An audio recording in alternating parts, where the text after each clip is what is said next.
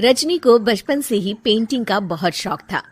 वो हमेशा से ही पेंटर बनना चाहती थी, पर उसके माँ और पिताजी ने उसको कभी भी इस चीज के लिए सपोर्ट नहीं किया और उसकी शादी नीरव से हो गई। नीरव रजनी को बहुत प्यार करता था, पर रजनी हमेशा चुपचाप ही रहती। वो इस शादी से खुश नहीं थी। वो ये शादी नहीं करना चाहती थी। उसे तो हमेशा से पेंटर जो बनना था। अपने इस सपने को वो नहीं पूरा कर पाई, इसलिए वो हमेशा उदास रहती थी। रजनी, बहुत ही बढ़िया फिल्म लगी है, कल देखने चले? नहीं जी, कल मुझे बहुत काम है, मैं नहीं जा पाऊंगी। अच्छा तो कोई बात नहीं, संडे को चलते हैं। देखिए, मुझे फिल्म देखना पसंद नहीं है।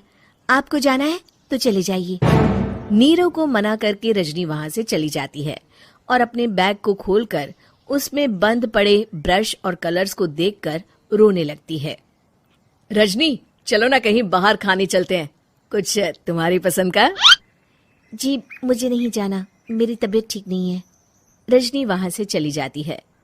नीरव को समझ नहीं आता कि रजनी उससे इतना दूर क्यों रहती है।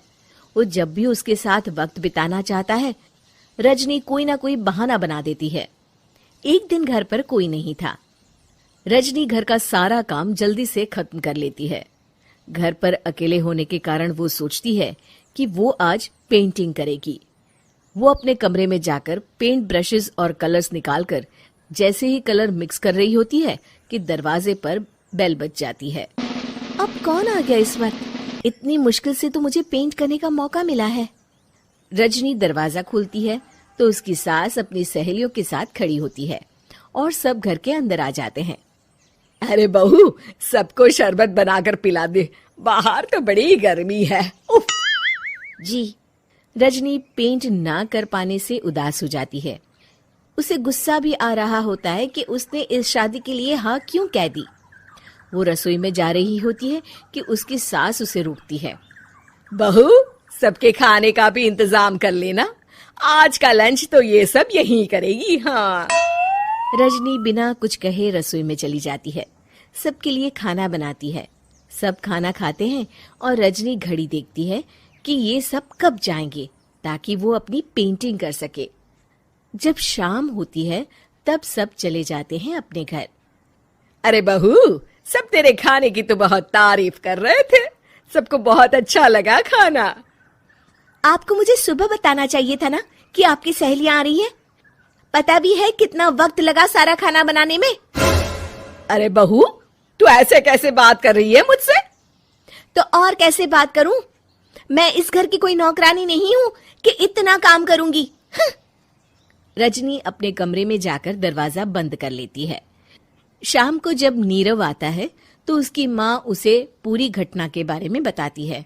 क्या रजनी ने आपसे इस तरह बात की माँ? हाँ, और पता नहीं उसे क्या हो गया है, शाम से बाहर भी नहीं आई है। मैंने तो कई बार आवाज दी, खाना भी नहीं खाया उसने। तू ही बात करके देख ले बेटा। नीरव अपने कमरे का दरवाजा खटखटाता है। रजनी, दरवाजा खोलो, मैं हूं। रजनी दरवाजा खोलती है और फिर वापस जाकर अपने बिस्तर पर लेट जाती है। रजनी, माँ से बात करने का ये क्या तरीका है? मैंने कोई गलत बात नहीं की है। अरे तुम क्यों ऐसे बर्ताव कर रही हो सबके साथ? क्या तुम इस शादी से खुश नहीं हो? रजनी कुछ नहीं बोलती। अरे बताओ मुझे रजनी, क्या ये शादी तुम्हारी मर्जी के खिलाफ हुई है? हाँ, मैं ये शादी कभी नहीं करना चाहती थी। तुमसे क्या, मैं किसी से भी शादी नहीं करना चाहती थी। रजनी रोने लगती है। चुप हो जाओ रजनी, बताओ मुझे, तुम क्यों नहीं करना चाहती थी शादी? रजनी बेड के नीचे से अपने पेंटिंग्स, कलर्स, ब्रश, पेपर्स निकालती है। इतने में उसकी सास भी कमरे में आ जाती है। ये देख रहे हो, ये थे मेरे सपने। मैं पेंटर बनना चाहती थी, पर माँ पापा ने कभी सपोर्ट नहीं किया और मेरी शादी करवा दी। मेरे सारे सपने टूट गए। हर वक्त बस गुस्सा आता रहता है मुझे। मैं जानती हूँ कि आप लोगों की इसमें कोई गलती नहीं है, पर मैं क्या करूं, मुझे समझ में नहीं आता।